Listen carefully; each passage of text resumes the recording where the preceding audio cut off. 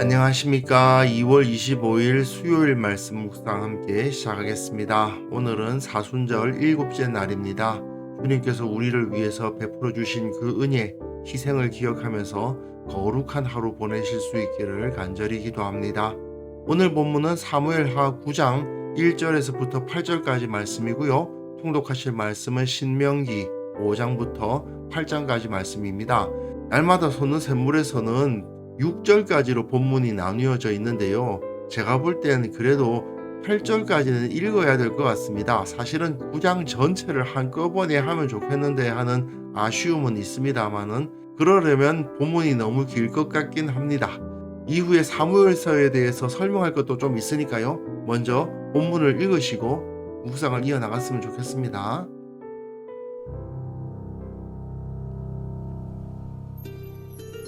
다윗이 이르되 사울의 집에 아직도 남은 사람이 있느냐? 내가 요나단으로 말미암아 그 사람에게 은총을 베풀리라. 사울의 집에는 종 한 사람이 있으니 그의 이름은 시바라.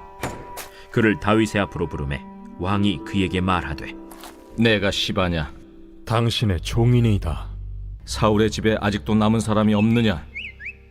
내가 그 사람에게 하나님의 은총을 베풀고자 하노라. 요나단의 아들 하나가 있는데 다리 저는 자니이다. 그가 어디 있느냐? 로드발 암미엘의 아들 마길의 집에 있나이다. 하니라.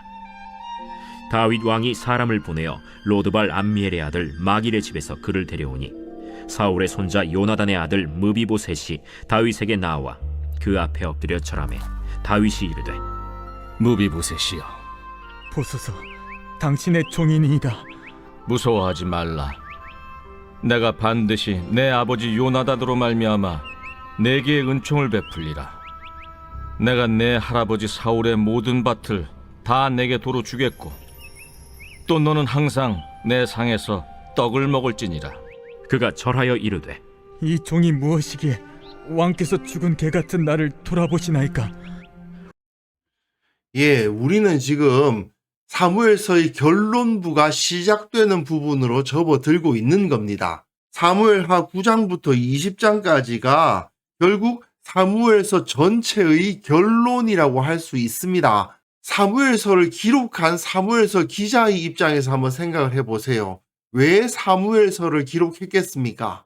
사울과 다윗의 이야기를 통해서 이 책을 읽는 사람들에게 어떤 메시지를 주기 위해서 사무엘서를 기록했겠죠. 바로 그 메시지가 결국 이 사무엘하 9장부터 20장 사이에 나타나고 있는 거거든요. 그런데 결국은 뭐냐 하면 하나님으로부터 언약을 받은 자로서 그 언약에 합당하게 생활하고 그 언약대로 하나님께 순종해야 된다라는 것을 가르치고 있는 건데요. 사무엘하 9장과 10장은 이 전체의 주제를 제시하고 배경을 설정하는 의미를 가지고 있습니다. 나중에 다시 설명하겠습니다만은 은총이라고 번역된 이 헤세드라는 단어가 매우 중요하게 나타납니다. 오늘 우리가 읽은 사무엘하 9장을 보시면 무비보셋이 등장하죠. 이 무비보셋은 은총, 헤세드를 받은 자이고 은총을 받을 때에 무비보셋과 같은 태도를 가져야 된다는 것을 보여주는 모범이라고 할 수 있습니다. 그런데 10장에서는 하나님의 은총이 주어지고 있음에도 불구하고 그것을 거절하고 거부하는 자가 나타나는데 그런 자들에게는 이 한운이 당한 것과 같은 재앙이 임할 것이다 라는 경고가 주어지고 있는 거예요. 즉 하나님의 은총, 헤세드가 주어질 때 너희는 무비보셋처럼 그것을 겸손히 받을 것이지 한운처럼 거부해서는 안 된다라고 강조하고 있는 것입니다. 그런데 11장에 보시면은 다윗이 밧세바를 범하고 우리아를 죽이는 그 다윗의 범죄 이야기가 나오기 시작하거든요. 그런데 그 범죄가 한운, 암몬의 왕이었습니다. 암몬의 왕 한운을 정벌하는 과정 가운데에서 일어난 일이에요. 이게 뭘 보여주느냐 하면 이 다윗이 하나님의 은총, 헤세드를 받은 자임에도 불구하고 마치 그 헤세드를 거절한 자처럼 행동했다라는 것을 보여주는 부분인 겁니다. 그렇게 하나님의 은총에 합당하지 않은 짓을 했기 때문에 결국 그 가정 가운데에는 죄악의 뿌리가 내리게 되고, 그리고 그 죄악의 결과로서 압살롬의 반란과도 같은 일이 벌어지는 거죠. 물론 압살롬 역시 그 아버지 다윗이 행한 범죄처럼 하나님의 은총을 받아들이기를 거절했기 때문에 그런 일이 벌어진 거죠. 그리고 또한 세바의 반란에 대한 이야기도 나올 건데, 그 역시 하나님께서 맺으신 그 언약에 의한 은혜, 사랑을 받아들이는 사람과 받아들이지 않는 사람이 반복이 되어서 제시가 되고, 그리고 그 언약을 받아들여야만 너희가 참된 복을 누릴 수 있다. 그것을 받아들이지 않으면 큰 재앙을 당하고 어려움을 당할 수밖에 없다라는 경고가 이 결론부라고 할 수 있는 사무엘하 9장부터 20장 사이에 제시되고 있는 겁니다. 그리고요, 또한 이 9장에서 무비보셋과 사울의 종 시바가 등장하는데, 이 두 사람이 이 압살롬의 반란 사건에서 또 등장하거든요. 또한 말씀드렸다시피 다윗의 범죄는 한운을 정벌하는 것을 배경으로 하고 있다는 것도 계속해서 사무엘서 기자가 그 이야기의 흐름을 놓치지 않기 위해서 이렇게 이야기들을 배열하고 있다라는 것을 이해하기 위해서 염두에 두시는 것이 좋을 것 같습니다. 본문 보시면요, 다윗이 이르되 사울의 집에 아직도 남은 사람이 있느냐? 내가 요나단으로 말미암아 그 사람에게 은총을 베풀리라. 여기서 이 은총이 헤세드입니다. 근데 이 헤세드란 단어는 은혜, 인자, 자비 등등 여러 가지로 번역이 되는데요. 언약과 연관되어 있는 단어라는 것을 우리가 기억할 필요가 있습니다. 그래서 헤세드를 언약적 사랑 이렇게 번역하시는 분들도 있어요. 하나님께서 그 백성과 언약을 맺으시는데 그 언약을 맺은 자에게 베풀어주는 은혜, 사랑, 자비 등등을 다 포괄하는 개념이 바로 이 헤세드입니다. 근데 여기서도 나타나죠. 내가 요나단으로 말미암아 은총을 베푼다고 하고 있잖아요. 요나단으로 말미암는다는 말이 무슨 뜻이겠어요? 사무엘상 20장에 나타나는데, 요나단이 다윗과 헤어질 때 우리 두 사람이 여호와의 이름으로 맹세하여 이르기를, 하나님의 이름으로 맹세를 했습니다. 언약을 맺었다는 얘기죠. 여호와께서 영원히 나와 너 사이에 계시고 나의 자손과 너의 자손 사이에 계시리라. 이게 바로 다윗과 요나단이 맺은 언약이죠. 이 언약이 있었기 때문에 다윗은 그 언약의 근거에서 사울의 집에 남은 사람들에게 은총을 베풀겠다고 말하고 있는 겁니다.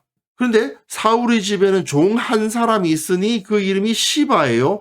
그를 다윗의 앞으로 부르매 왕이 그에게 말하되 내가 시바냐 하니 이르되 당신의 종이니이다 하니라 되어 있는데요.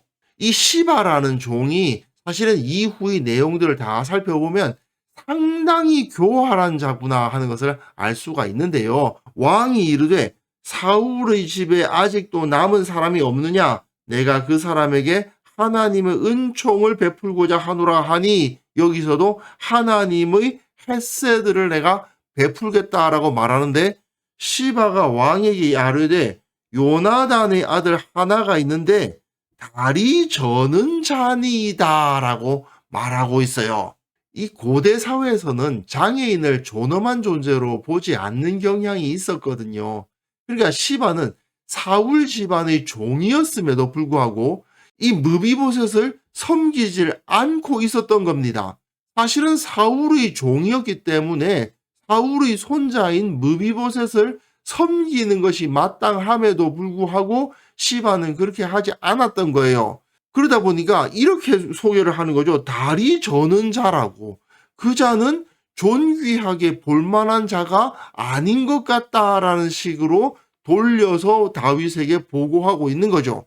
하지만 다윗은 왕이 그에게 말하되 그가 어디 있느냐 하니 시바가 왕에게 아뢰되 로드빌 암미엘의 아들 마길의 집에 있나이다. 자기가 사울의 종이었으므로 마땅히 그의 집에서 무비보셋을 섬겼어야 함에도 불구하고 마길의 집으로 보내버리고 자기는 무비보셋을 섬기지 않았던 겁니다.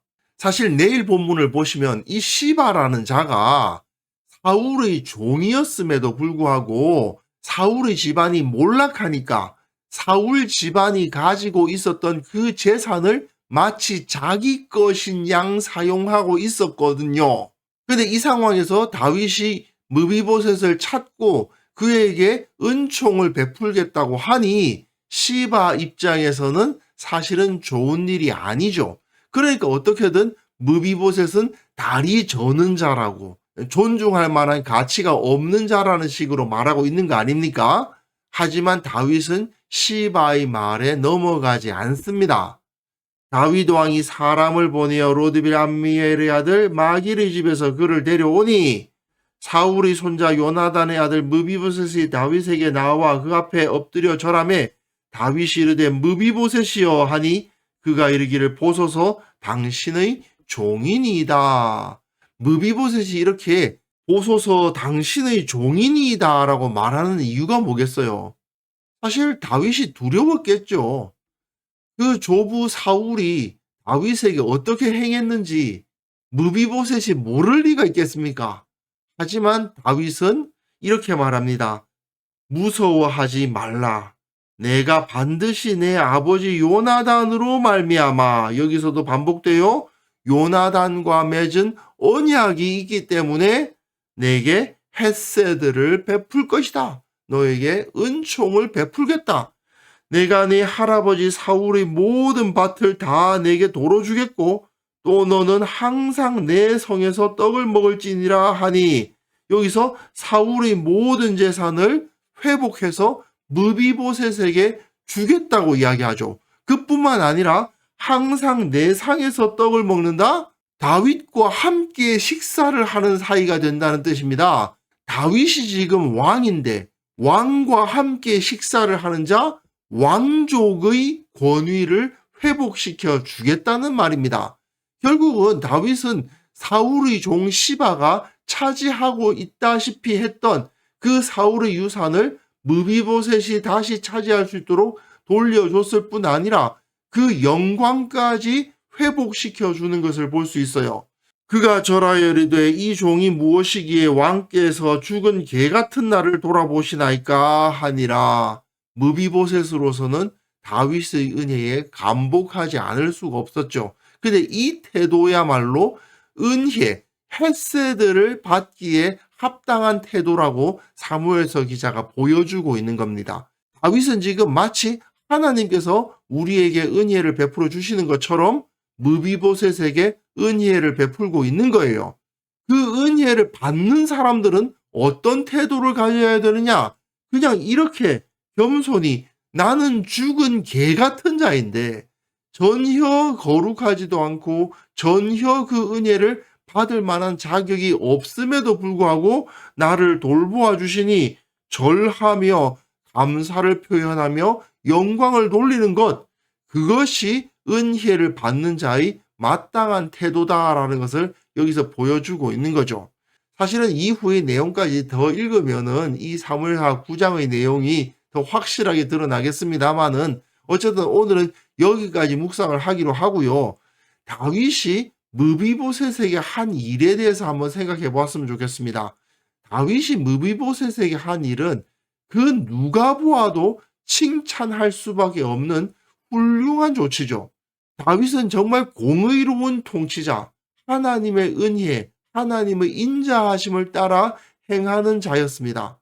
이런 사람이 그 땅을 통치하는 자가 되었기 때문에 억울한 자들은 자기 권리를 되찾고 세상의 흐트러진 질서는 바로잡아지는 거죠.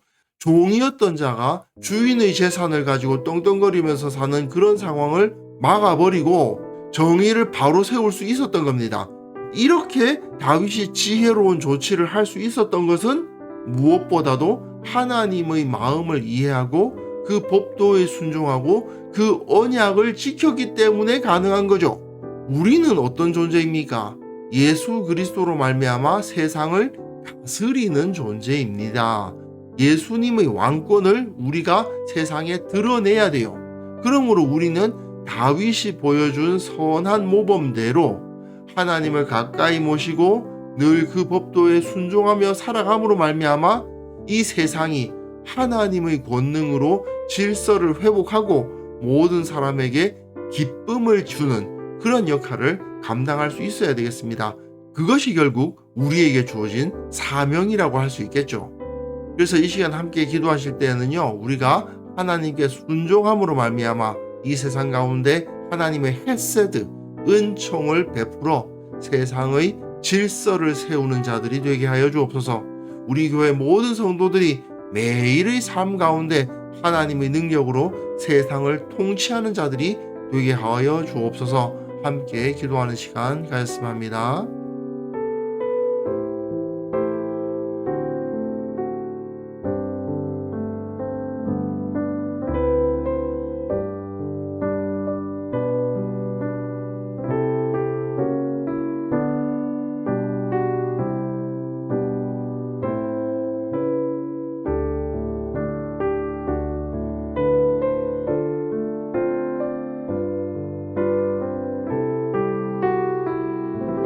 하나님 아버지, 주님께 순종하고 주님의 능력을 받고 또한 무비보셋처럼 겸손히 주님의 은혜에 감사하며 감격하는 삶을 살아감으로 말미암아 이 세상 가운데 하나님의 은총을 전달하고 세상을 바로잡고 질서를 세우는 역할을 감당하는 우리 모두가 되게 하여 주옵소서.